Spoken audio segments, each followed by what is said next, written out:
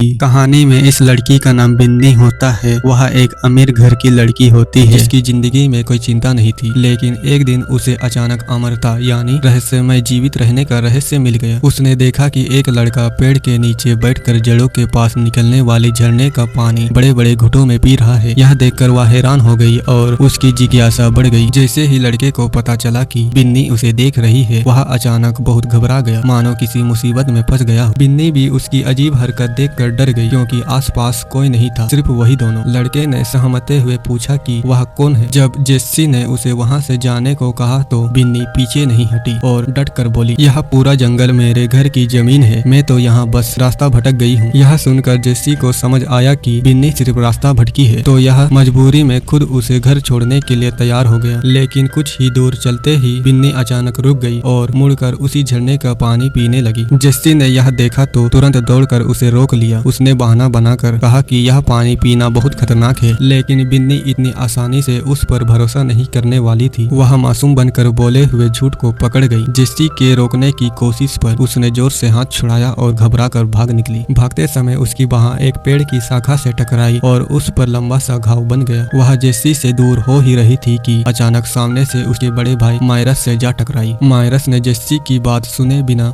मायरस ने बिन्नी को जबरदस्ती पकड़ लिया और उसे अपने घर ले जाने का फैसला किया ताकि उसके पिता इस मामले को संभाल सके। जेस्सी को डर था कि बिन्नी को चोट न पहुंच जाए, इसलिए वह छोटी पगडंडी से जल्दी जल्दी उसके पीछे भागा और जल्द ही उस जगह पहुंच गया जहां उसका परिवार रहता था।